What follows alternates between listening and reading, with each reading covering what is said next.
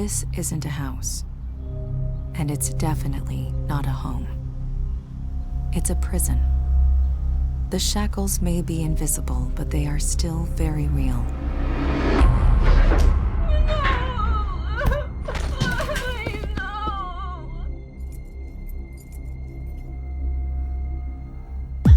What did you say to me?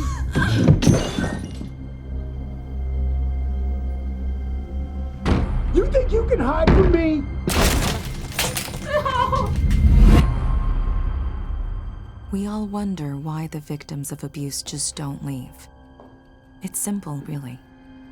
You can't leave if you don't have a place to go. Hope Pigs Global will be that place.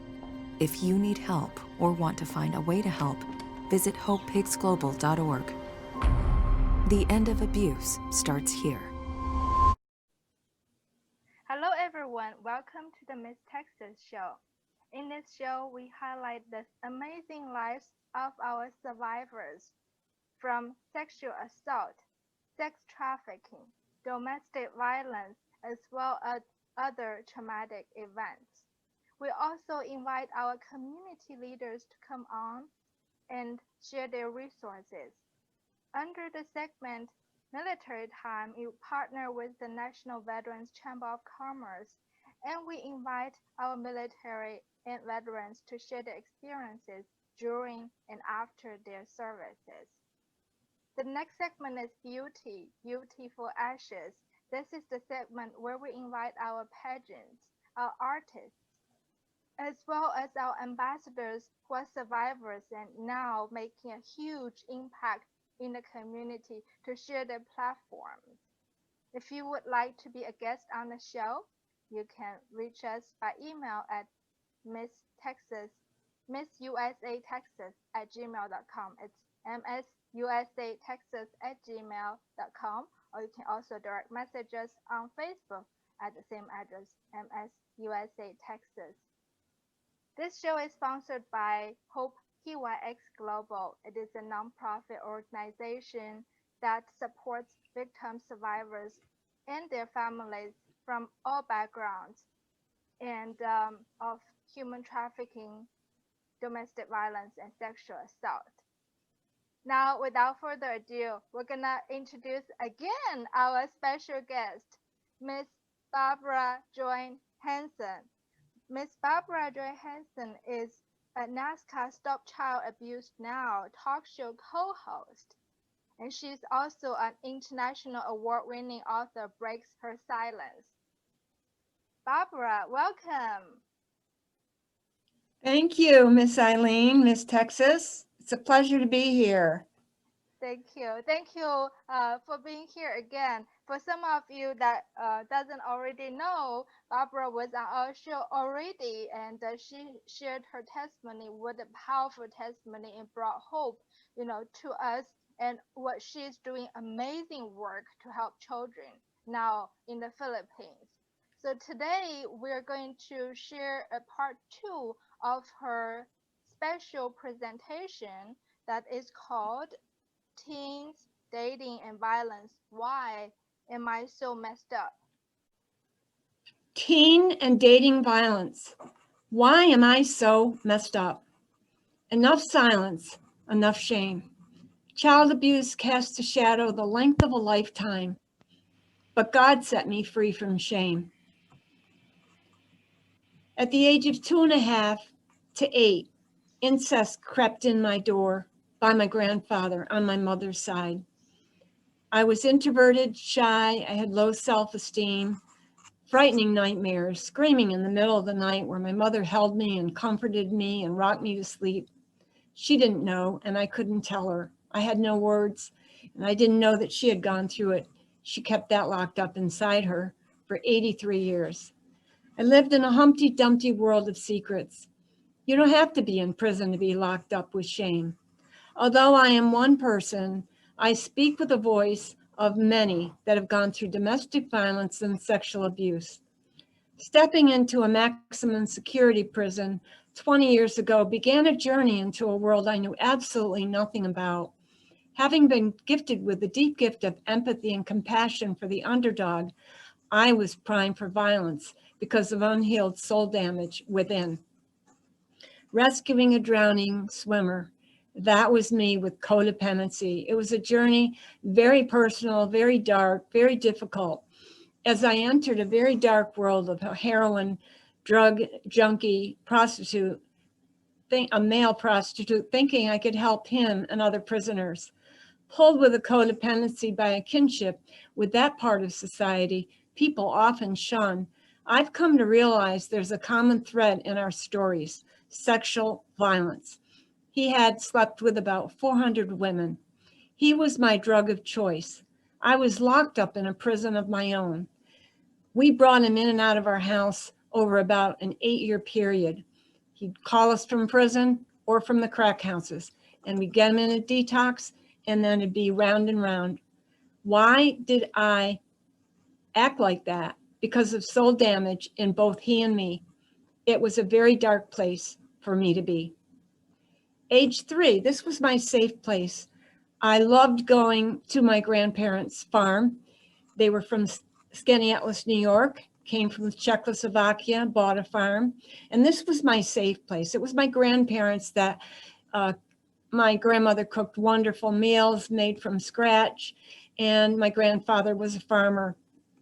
My father came from 9 siblings on my dad's side. So I pet the cows, got the eggs out of the chicken coop, and watched calves being born. I loved to go. But one day I was introduced as a very young child of maybe 4 or 5. I heard this meowing and I couldn't find it. And I crept down and I listened, and it was on the ground. And I started digging, and I pulled out a burlap bag full of wet baby kittens that weren't dead yet, but my uncle had drowned them and buried them. I brought them in the farmhouse, dropped them on the counter, and started crying. My mom and dad absolutely loved me. They were my shelter. My dad was my safety net. He and my husband I fully trusted. My mother prayed for me. She told me someday you're going to teach women. And I didn't understand. She knew my purpose even before I knew it. My mom and dad had 2 children. I was the youngest, 2 years younger than my brother, David. He was my best friend. He still is. And he became the follower. I was the follower. He was the leader. I copied everything he did. I had much love and much protection, much love by him and my parents. We had healthy boundaries, strong Christian morals in our home. We went to church and youth group and prayer meeting and all different activities, Bible studies and youth skits. But we didn't have any television in our home back then, and we had no movies, but we played a lot of games. Kids came over, we had a fun, happy place, and they enjoyed coming to our home. My best friend and I had both gone through abuse. She told me her secret with her brother. She became a closet alcoholic. I was the rescuer. She had 2 mothers die of cancer, and she shoved a dresser against her door one day so her brother couldn't use his skeleton key to get in her room. I was very young and very naive, married an engineer. My husband is a retired field engineer, and he has a servant's heart. But back then, he had a hard time saying no. I was 18 and a half when we met and shy of 21 when we got married. I was so naive and didn't understand any of this that I'm going to be sharing today. 9 years into our marriage, his eyes got him in trouble. I discovered pornographic magazines hidden in his drawer. Men are wired to look. I found them. I was livid. I didn't ever see anything like that. I threw them out, and then our teenage boys found them. I soon discovered that he had affairs as well. I was broken, devastated, told no one, and felt alone. I didn't know who to tell. He recently revealed to me that perhaps his dad, who was very verbally abusive, may have had addictions as well, because at age 14, he was sent to camp, and they went to marriage counseling. So I was the loyal wife. He loved his mother and his father, and I prematurely forgave him prior to working through my losses and grieving. The trust came years and years later, very, very slow. We're still in love. We're still married, 55 years. Why and how did I stay? I forgave him too quickly.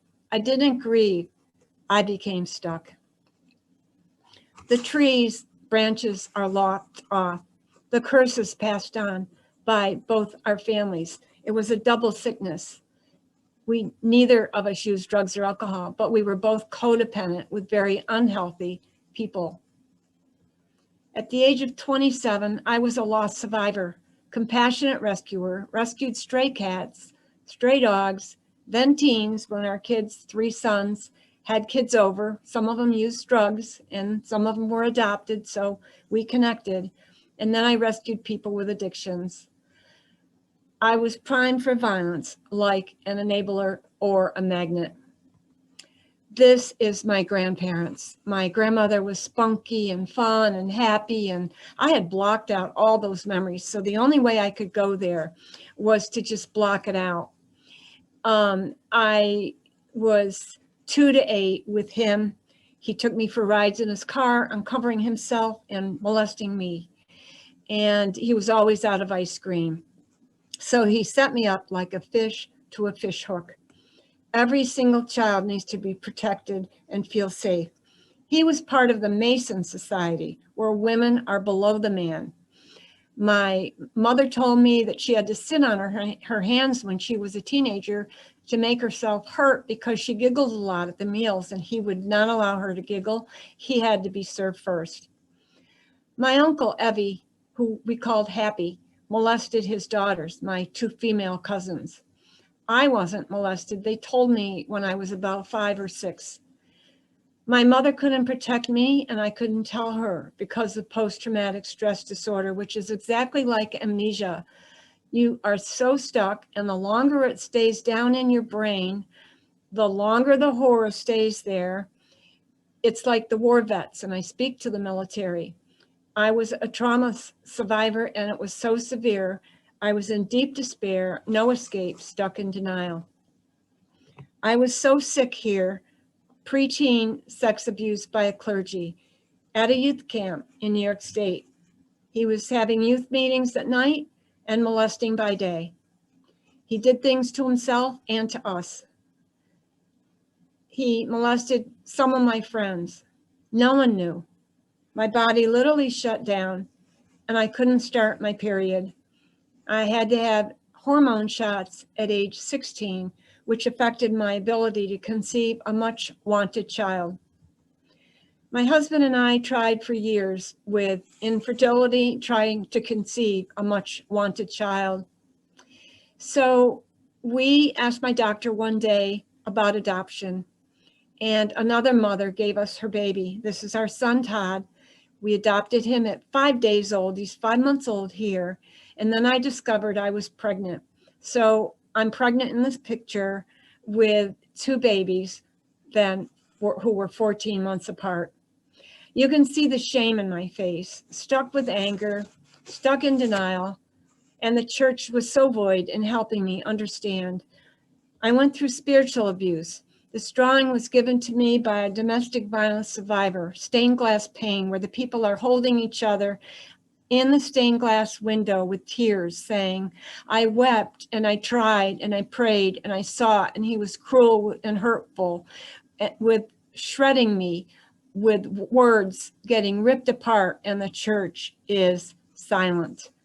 I was hurt by my church that I will not name, and I didn't name in my book, when I was made to feel less than, when the elders called and wrote letters shaming me. They'd gotten a copy of my manuscript by someone I gave that I thought was safe, and they threatened my publisher to take it off the shelf before it was even published.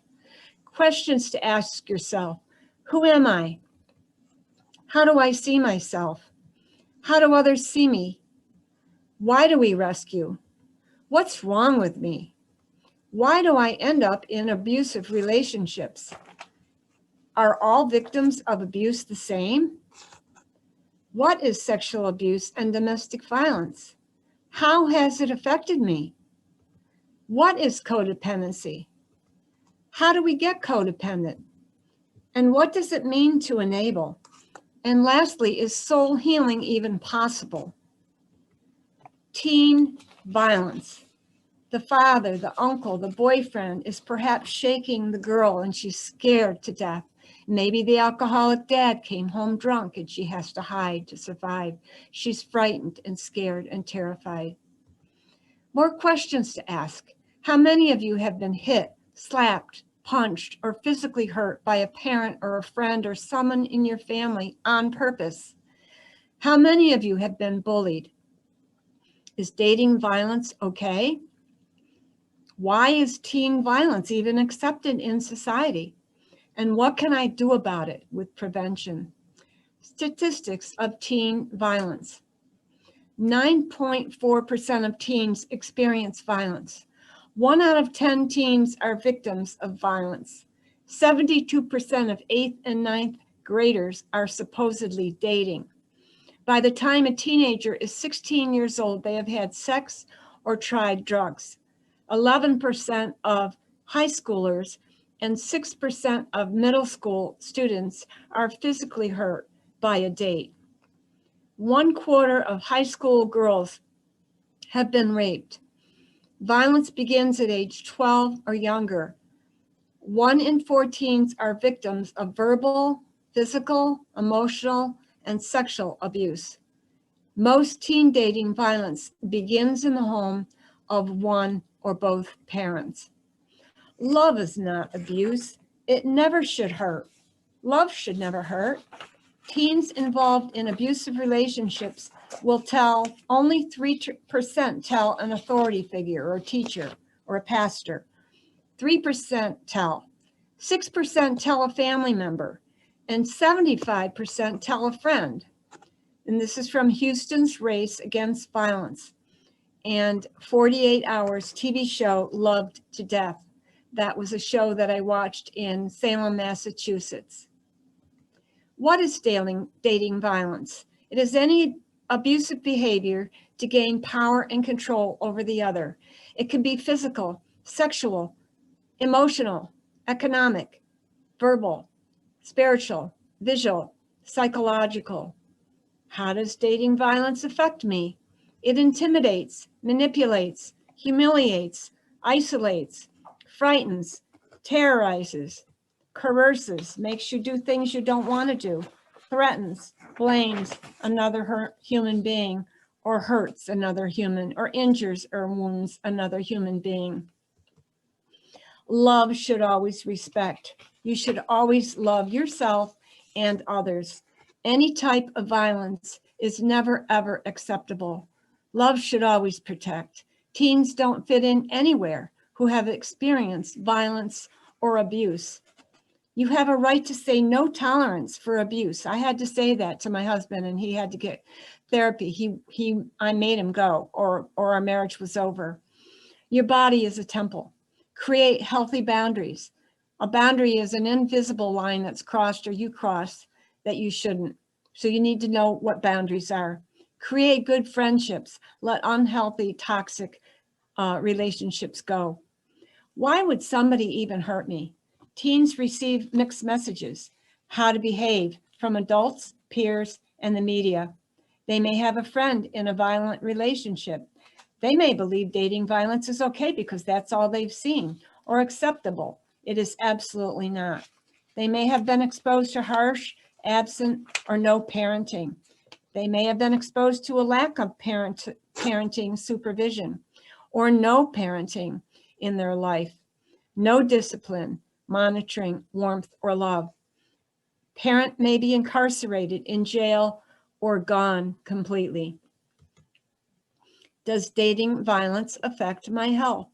Absolutely. It helps to know that you are depressed for a reason.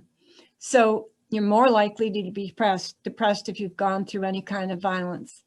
You struggle in school. Testing is difficult. For me, I studied and studied. My mother would ask me facts and figures, and I cheated in a couple of subjects which I'm not proud of, and I've confessed that to God, but you can't concentrate sometimes in school, or maybe you're later delinquent, or maybe just completely drop out, which I've had some friends do. You have addictions, alcohol, drugs, or sex addictions. You have had suicide attempts, or maybe you know somebody that's committed suicide, like in our family with my husband's father. Self-harm, cutting, burning, or any other self-harm. Post-traumatic stress disorder, memory blocks, you're stuck, or you disassociate. So while the abuse is going on, you disassociate from it, and you kind of go someplace else. Delayed maturity, physically, that was me. Emotionally, that was me. With growth, I couldn't grow. Or girls with the menstrual cycle, they start the period early or it's delayed. It creates anxiety or panic attacks. Binge drinking, what is it? 1 in 10 high school seniors have had over 10 drinks and up to 15 drinks in a row. That's binge drinking. ER visits have not decreased in the past several years. Binge drinking can lead to accidents, alcohol poisoning, injuries, drowning, impaired vision, liver damage, alter your brain development, and even cause death. And these statistics are from Mad Mothers Against Drunk Driving. They want you to know that not every teen is binge drinking. Most kids are good kids.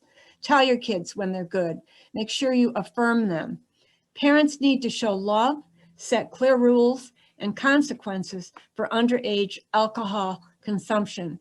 Now, if your child is at a party and they're drinking, make sure you tell them, call me, I'll come get you.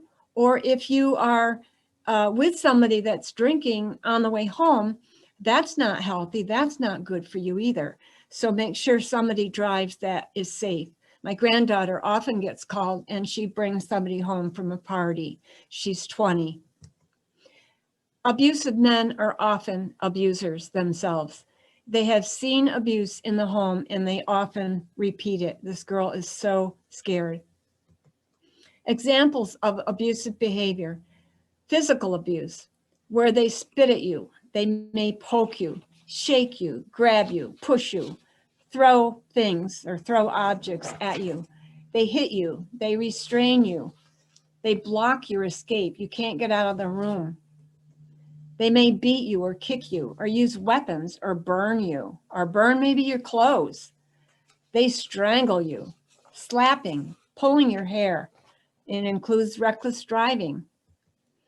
Examples of sexual abuse: touching someone inappropriately, treating someone as a sex object or a trophy.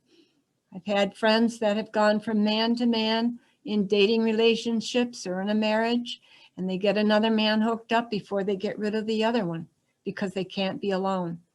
Pressuring or coercing into sexual acts can include oral sex or statements, maybe from your boyfriend: if you love me, you'll do what I want. This includes rape and sexual assault. More examples of sexual abuse: having an affair or cheating. Did you know that's sexual abuse?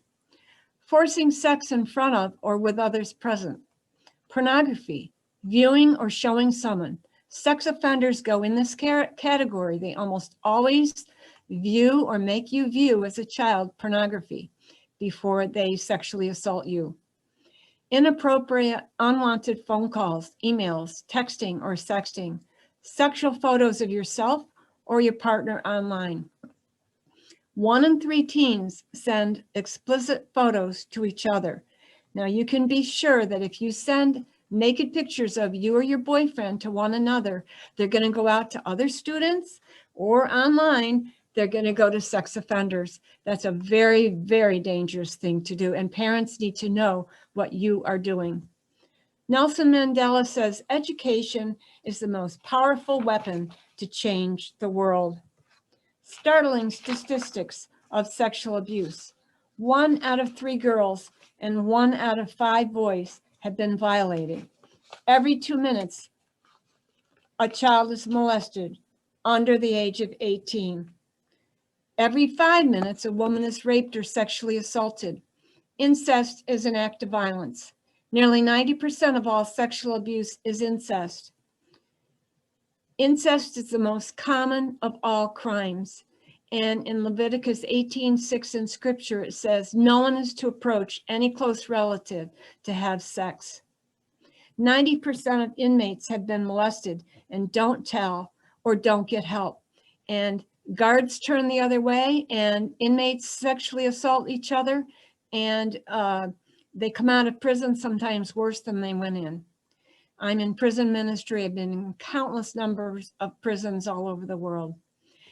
Women in prison have killed their significant other or their child because of abuse. I absolutely adored my children and I wouldn't even think to do something like that, but some mothers have drowned their babies. More sexual abuse statistics.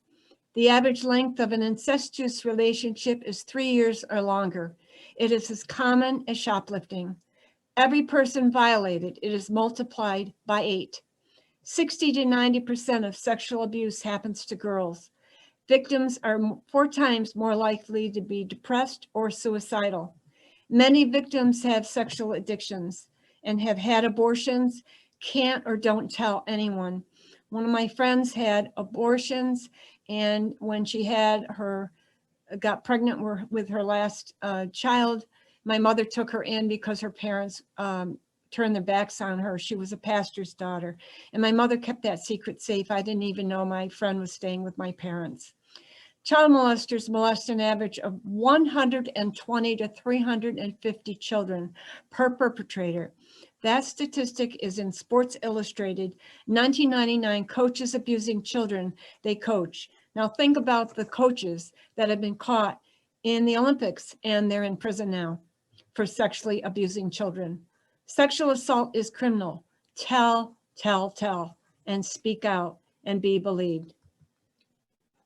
50 Shades of what? Blurred lines. Using or coercing viewing pornography. Have you heard of rainbow parties, where girls perform sex acts according to the color of lipstick at a party, and they have to do sexual things to their boyfriends? 11-year-olds are getting STDs, sexually translated diseases. At the age of 6, pornography begins. Warn your children, shatter the silence. 3,000 children per second are affected in the sex slavery industry with human trafficking. 80% are girls, 50% are minors, 90% are abused as children, 70% are linked to organized crime, and 70% attempt suicide. We worked with the orphans in the Philippines, and many of them had been trafficked. 12 to 17-year-olds are internet porn users. 30% are women. 13% of men view pornography at work. Now that's kind of dangerous for your boss to walk by and see what you're doing then.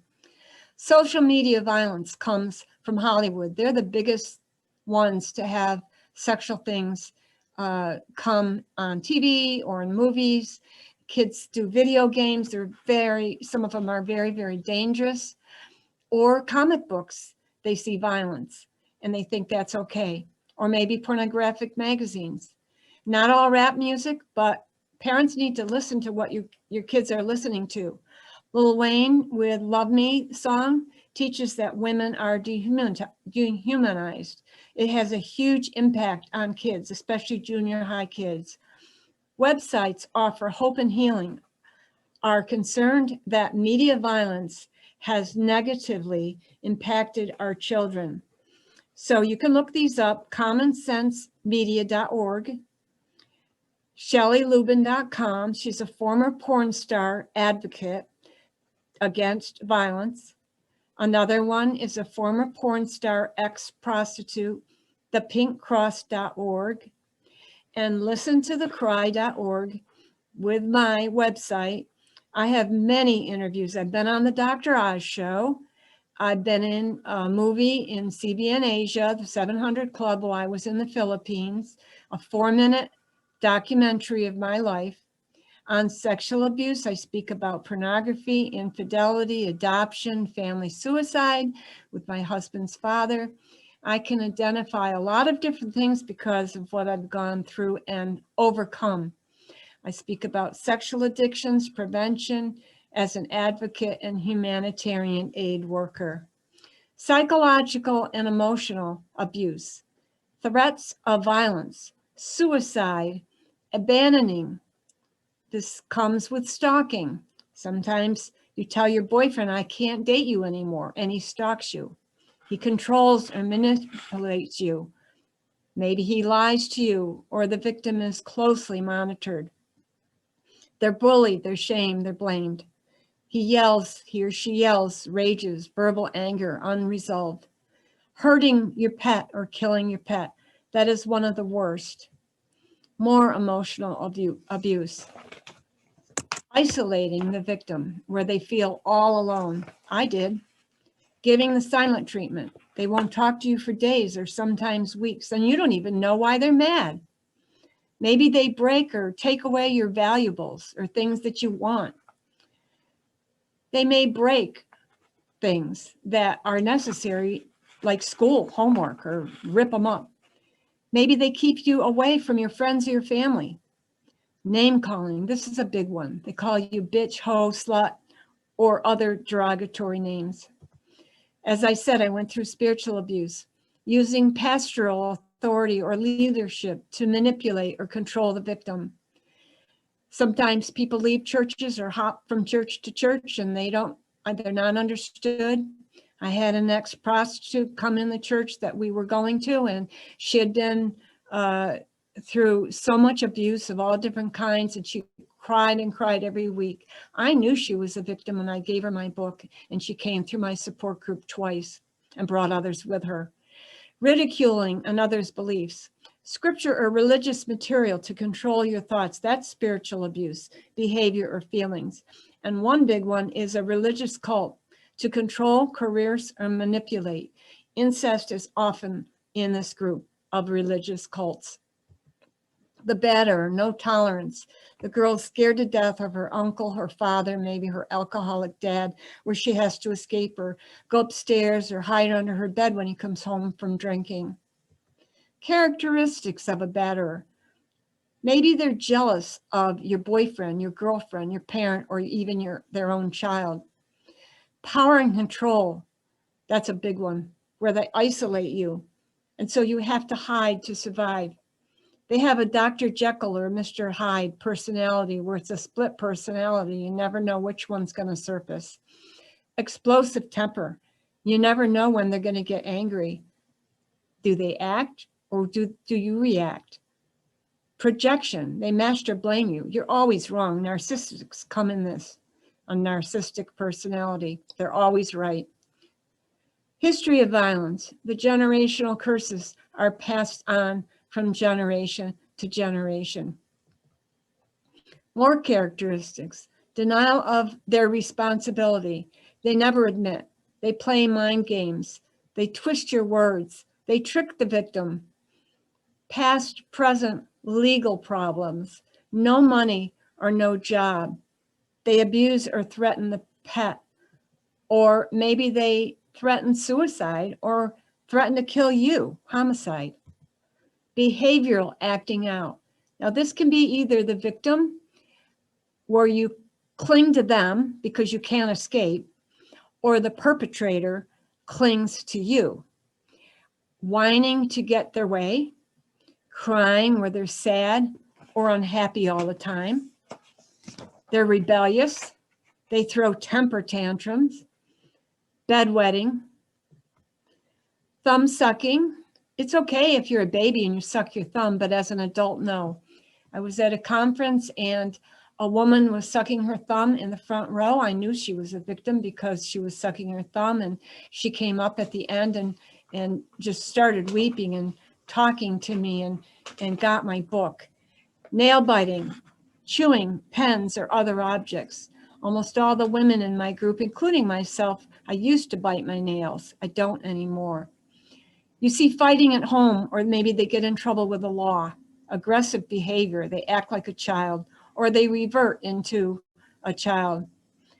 Nightmares, trouble sleeping, sleepwalking, school failures, delinquency, dropout.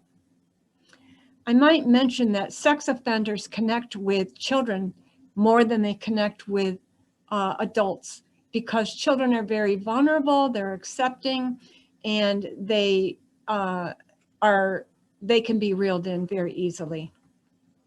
Bullying breaks your spirit. These girls are making fun of the girl, and she is so scared. She's so frightened. Her cheeks are red, and she's afraid.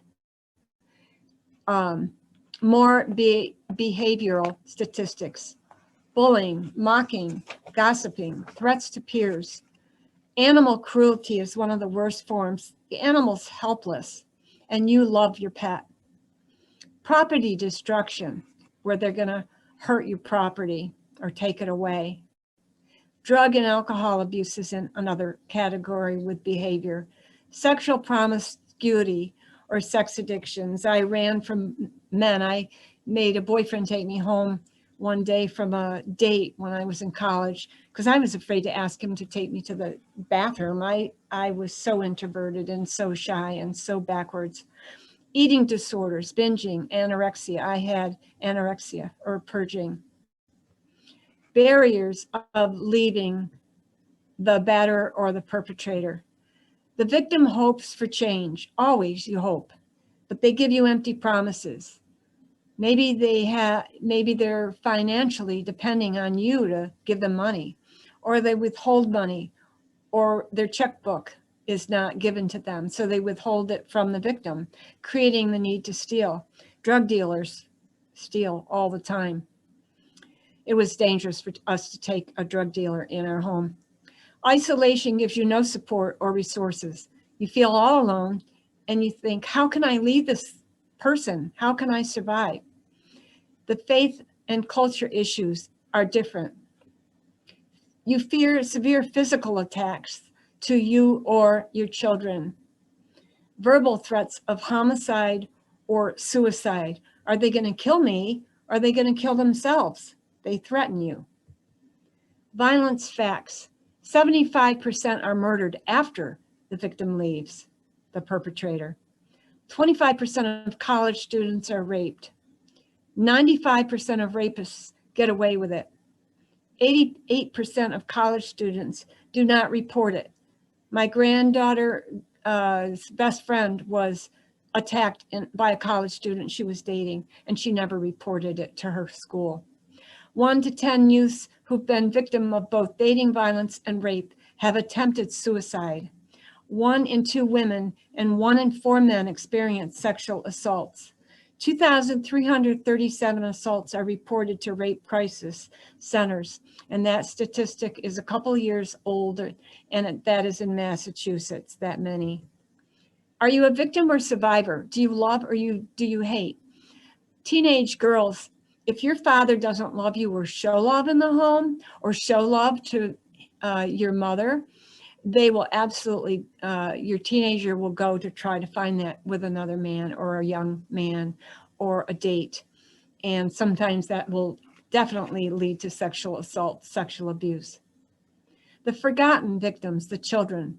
Children are affected by violence.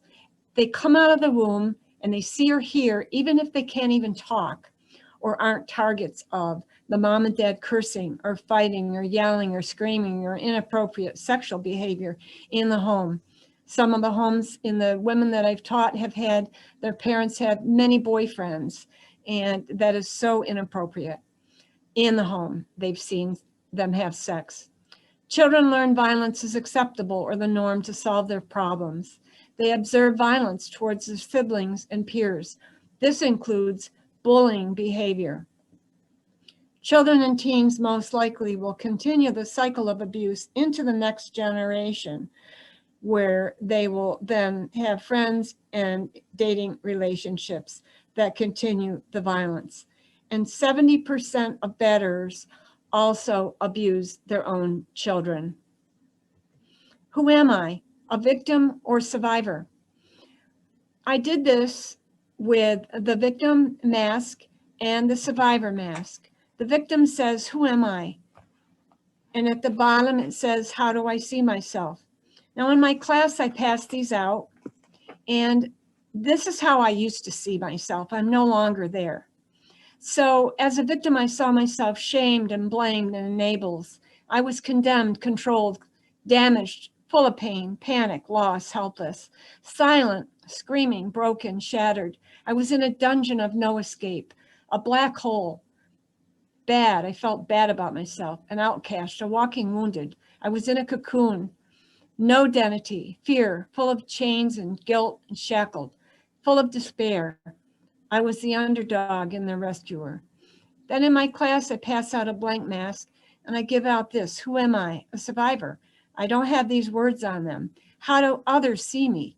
So if someone like Eileen would see this mask, she'd say, oh, Barb, you're a butterfly. You have wings, you're light, you're gentle, you're released, you're full of peace. Yes, I am now. Thank God. I'm happy. I'm not in a cocoon. You're light. You're an author. You're courageous. You're full of purpose. You have to be a risk taker in order to do this kind of work. Your soul has been healed. You're a self-starter. You're caring, honest, strong, warrior, giving, soldier, a woman of faith and freedom, loving, pardon, organized, God-sent, and disciple. So on this, it says exploring the complexities of domestic violence and the web of codependency. International author Barbara Joy Hansen and my book promoter Bernice Abstract says survivors of domestic violence and sexual trauma often become enablers because of post-traumatic stress disorder.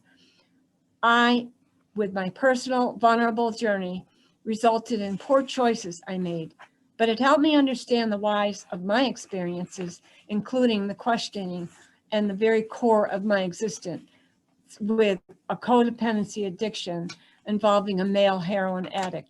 This insane behavior set me up for shame, and I became a very destroyed human being who had no idea who I was, involving a male heroin addict. And it set me up for a stage in a play that I did not want to be acting in. So I got the award at this Violence 17th International Trauma Conference in San Diego, California. We stayed in a beautiful hotel in San Diego. And at the end of the presentation, others had their presentations up too, but 1,500 people voted my poster the best in the whole one. And I couldn't believe my name was called. I went up on stage and they handed me this award. So I am an award-winning author and I'm proud of it. I'm proud of my work. I am so happy that I have been fulfilled. I have closure. I have peace. I have sanctity and safety. They can't cry. You need to weep and wail about the sins of fathers, things that were passed on. You need to weep and wail and tell your significant other what he did to you to harm you, which I did in my book. Chains and rescued, set free. This drawing was done and given to me by an inmate in a prison when I was writing letters to inmates. Some of them were too graphic, I threw them out. And this one was a drawing he made for me. Are you shackled? Do you have chains on? Or are you the bird that's flying out of the chains? I have been set free. I'm flying like a bird. I'm rescued and set free. Letting go of your chains. Are you full of bitterness? Do you have anger or hatred or conflict in your life?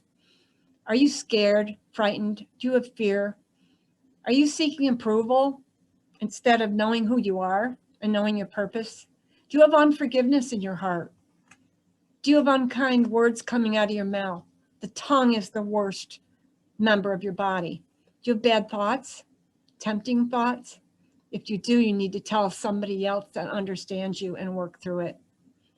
When I stand before God at the end of my life, Erma Bombeck says, I would hope that I would not have one single bit of talent left and can say that I have used everything that you gave me. This is me coming out of the prison. I love going in prisons. I speak to sex offenders and I speak in chapel. I've spoken for 6 years, taken a team of 6 in. The inmates listen. They need hope and healing. They're somebody's grandfather, brother, uncle. They're in there for reasons that I don't need to know, but they listen to me and I'm free and I can help them as well. Well, this is awesome. This is so much great information, Barbara. Thank you so much. I know Barbara put a lot of effort trying to perfect this presentation so that we can bring to you the information that is much needed in the community. Thank you so much, Barbara. And for those of Thank you, you. Thank you so much for having me. so for those of you who have questions, you're welcome to put in the comment section below, and Barbara and I, we're gonna get back to you accordingly. This is the Miss Texas Show. If you think the message is useful and helpful, please give it a like and subscribe, and most importantly, share. Sharing is caring. You never know what people are going through. They might be putting on a Mhm. mask, but they will need this message. Help us share so that we can help more people. And let's join our effort together and stop this crime one at a time. Thank you so much for tuning in. Thank you again, Barbara.